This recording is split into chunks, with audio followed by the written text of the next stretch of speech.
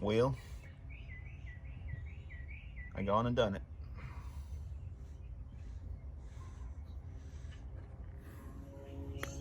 All right, guys. Well, as you can see by the title and the opening of this video, I decided here, well, it's something actually the wife and I have been talking about doing for, I guess since last October, really, when we were started to shop RVs to get into an RV again. We've been talking about getting to a bigger truck. So naturally, of course, we did the backwards thing. We bought an RV first that my Tundra could haul. And we've had a lot of experience with RVs. You know, we had quite a few of them over the years. But yeah, we bought an RV first, and then we decided to upgrade the truck because at some point, moving further into retirement, we're going to investigate getting into a fifth wheel, a smaller fifth wheel, not one of those big, huge mammoth ones, but something like under 10,000, 11,000 pound GVWR is what we're looking for. So we decided to go ahead and get a little jump start on that and get us into a Super Duty, so we can essentially, hopefully have it, you know, paid off by the time we're in our mid 50s or so. I just turned 50 myself, and hopefully it can stretch out and we can use this truck into retirement. You know, everything goes smooth and stuff like that. I don't put very many miles a year on my truck. You know, I've since I started driving the Tundra, my wife actually bought that Tundra new, and then I took it over after we drove it as our everyday running around vehicle for about 2 years. And so since I took it over, maybe 5,000 to 6,000 miles a year get put on that truck. So, but yeah, we decided to go ahead and take the plunge, and I thought I'd shoot a quick video today and show it to y'all. So there's not a lot of videos on YouTube that I can find actually on this model. This is the XL model. Plenty of videos on Lariats and XLTs and of course King Ranch and Platinums and stuff like that, but you know, I'm not made of money, so a guy like me has got to buy what he can afford, and that's barely the case in this one, to put it simply. So this is just an XL. It is the 6.7 liter turbo diesel. But yeah, let me shut up and let y'all take a look at it. All right, so this is it.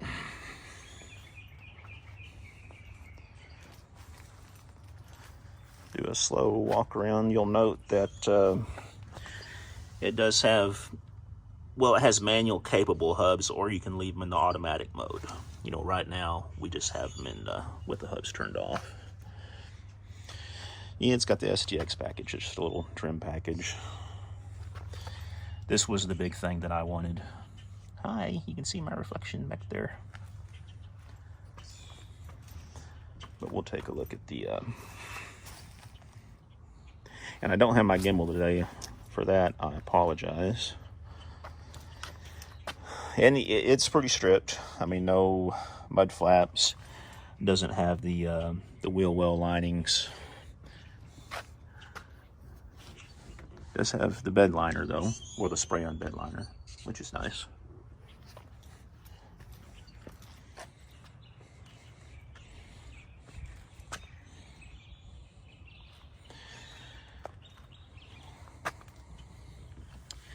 It does have the 2.5-inch receiver tube, so that means I'll have to use an adapter for most of my stuff, and I will do a whole little section on these people, Legacy Ford. Let me just say they're over here in Rosenberg. They might be Richmond, Rosenberg, or Richmond, Texas, and they are just absolutely great to deal with. Doesn't even have fancy chromed exhaust tips.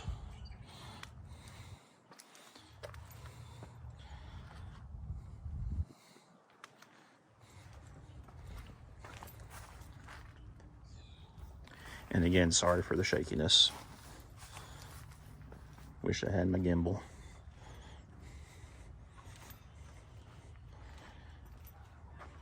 Let's take a look inside this puppy. All right. Some nice door pockets, which is nice. A couple of nice little cubby holes.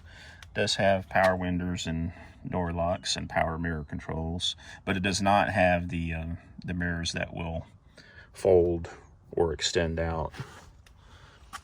And we're a little bit washed out by sun here, so I'll take this around and show you the other side. I just wanted to show you a quick view from the driver's cockpit here, and we'll show you the instrument panel and stuff like that here in a minute. does have carpet, no power seats. In the back, they actually gave us a free hat and 2 free t-shirts, which is nice. I actually really liked their t-shirts. They had some pretty cool looking Ford t-shirts from Legacy. And then we've got this little, it's just a cigarette lighter adapter. Now one thing which is pretty cool on these, I don't know if I can do it with one hand. Without moving my backpack out of the way here. I do like that the floor in these are flat when you fold up the seats. So that'd be great for the dogs. You know, we can put the dog beds back here. And look how, this is kind of funny. It doesn't even have back pockets on the seats. My wife got a kick out of that. You know, she's like, oh, that thing doesn't even have back pockets on the seats. But you know what? Hey, it's a 6.7 turbo diesel. So that was the most important thing. And the back seat looks like it's kind of like a, it might be called a 60/40, but it's more like a 70/30, where you can fold up this big section and then have one little seat over here still. Let's take a look at the other side. Okay, this is a look on the passenger side. And again, we've got nice little storage cubbies over here. Little baby glove box, which my wife has already laid claim to that. Then we got the bigger glove box. Now, the stripped down version, you don't have anything in here. I may put a console in here, but you do have the center seat, of course, on this 60/40 front seat that can flip up and give you a bench seat. And then it also has storage underneath that. Pretty good storage area. Not quite big enough for me, but hey, I've got to make it work. And again, what I might do is see if I can't find me some console right here, because this is pretty much a lot of unused space, and just get some generic aftermarket console here to put some bigger cup holders in and whatnot. Let's take a look from the driver's side. Okay, luckily, it looks like I might have lucked out. My Covercraft sunshade from my Tundra, sorry to wash out, looks like it's actually a pretty good fit in here. So that saved me 40, 50 bucks, whatever those things cost new. Hey, there's me in the mirror. But, yeah, this is the interior. These are all the light switch controls. Then right here, again, this is the XL version. It doesn't have a lot of bells and whistles. It's got your little sunglass holder. Now, it does have these, which I'm really excited about. These are the upfitter switches. For those of you who don't know, what those switches do is, I can still see myself in the mirror over there. What those switches do is, inside the hood, there's a fuse bay that is tied to these. Okay, y'all, just wanted to do a quick voiceover. I did give some wrong details on this, but on these upfitter switches, 1, 2, 3, and 4 are 25 amp, and they are tied to ignition. 5 and 6 are 40 amp, and they can be configured to be tied to always on, not dependent on the ignition key being on. Things like that. I do want to probably at some point, I'm old school, so at some point I am going to put some good old-fashioned round KC daylighters on the front of this, with the yellow covers that say KC on them real big. I remember when I was a kid growing up in Topeka, Kansas, seeing a big old four-wheel drive truck that had some of those KC daylighters. And ever since then, when I can, I'm putting a set of those on my four-wheel drive vehicles as an adult, just because I thought that was just cool as hell. But let's go ahead and see if this thing will start. Oh, got that radio turned down. Oh, I must have bumped the turn signal getting in.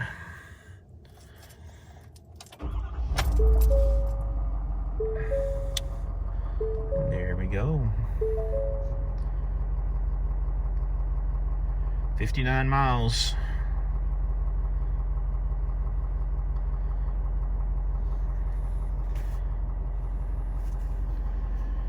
Now, this does have a few options. One of them that I really wanted was called the Sync 3.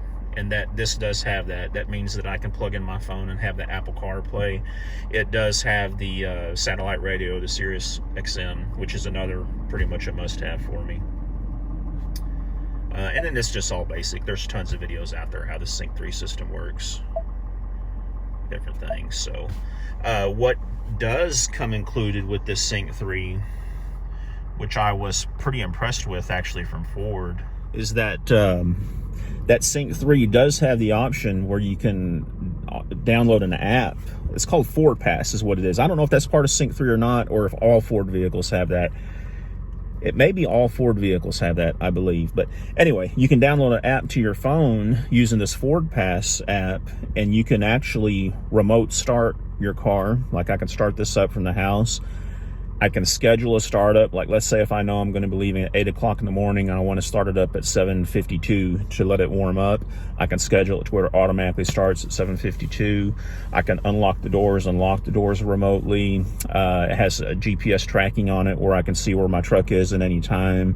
It can show me my most recent routes and things like that. So it also shows me on that Ford Pass app the TPMS gauge, which is on this app as well. Let me show you all that.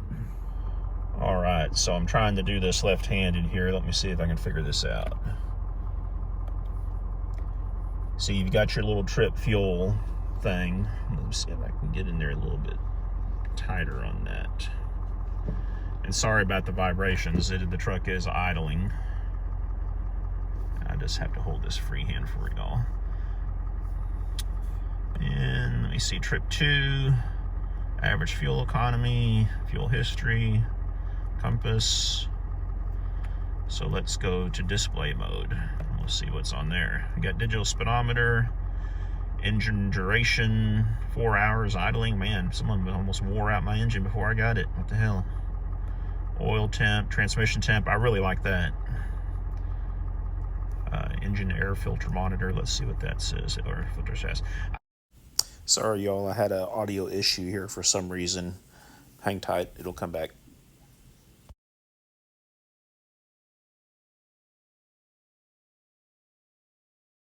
Def gauge is pretty cool. This does use def fluid, being a new diesel. Now you can actually set this def gauge to where it shows up here in the top right instead of the turbo PSI. I believe you can. You know what? Maybe you can't. Maybe you can't do that on the XL. That might only be on, yeah, because that's actually a real gauge up there. Yeah, disregard that. That's not something that you can change. But let's go back in here. There we go. There's the PSI. Let's go back. Def gauge we already looked at. Alright. Distance to empty. Let me see here. This is kind of cool. Off-road, it shows the angle, tilt, all that good stuff. I'm sure I'll be using that all the time. Settings. And this just goes into various settings, I think, on the system. But I generally like to keep it under the digital speedometer. And then on the settings over here, if y'all can see this without getting washed out, let me try it like this. Yeah, sorry, because of the daylight in here, it's going to be hard to see. But I know there are some settings, vehicle settings over here that you can go into. And again, there's a lot better videos out there than mine. Oh, it does have the trailer brake controller, which is nice. And this is a little cool thing. It has a 12-volt outlet, but it also has a inverter plug right here. It actually has a built-in 400-watt inverter in the truck, and then you can just plug in a standard AC item right here, which is cool. This is the engine braking. This is the traction control off. Hazard lights, of course, and then this is, I think this is a downhill or uphill starting assist where it holds your brake for like 2 seconds after you take your foot off your brake, so you can gradually give it some gas to, like if you're starting out in a hill or something like that. So, look at this. Look at this. Did y'all see that? Let me show you again. Basically, when you turn off the truck, it says check rear seat for occupants. It's a damn shame we have to do that in today's world, but it is a good thing that it's there. It's a shame that we have to have it there, but it's a good thing that it's there, I guess.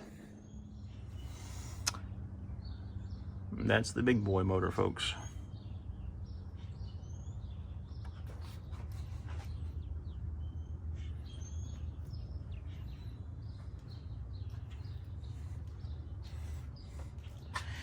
Dad, if you're watching this video, I reckon how hard this one will be to work on.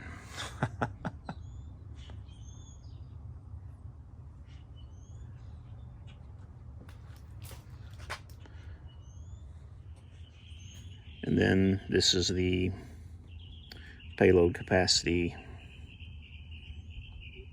details.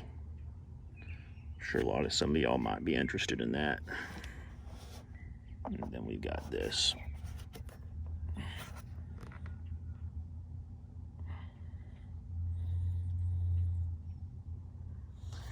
do want to show this to y'all too. Came with Goodyear Wranglers.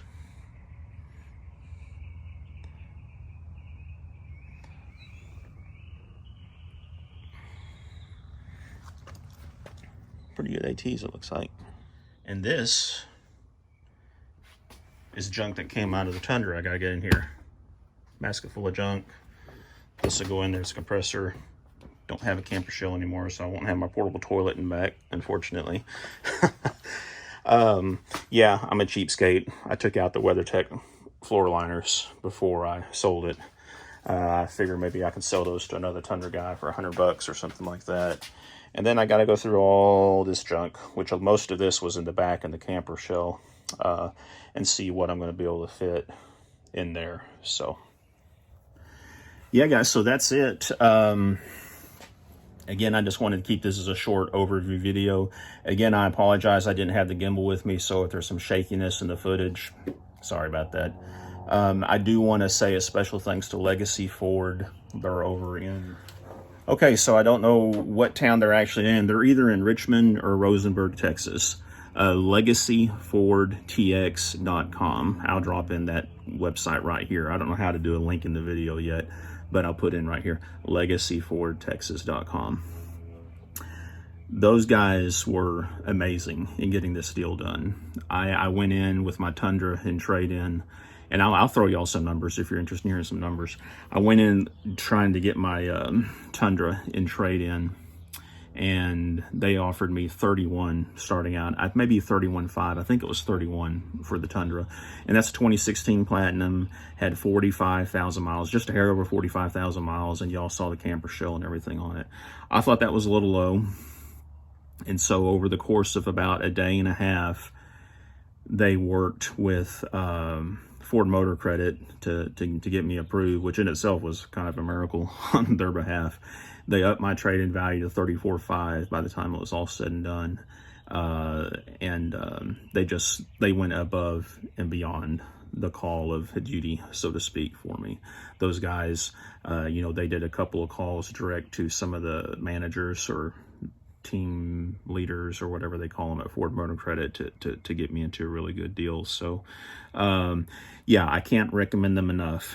Two more things about them. They are independently owned. It's not one of these big conglomerates like AutoNation or whoever else that might have a dozen different car dealerships or even more around the nation. They only own that one car dealership, and they also offer a lifetime powertrain warranty on their vehicles. You buy a vehicle from them, I think you have to take it to them every 30,000 miles to have it checked out or whatever. And I'm sure they might have some servicing or something they're going to require at the 30,000 mile mark or something like that.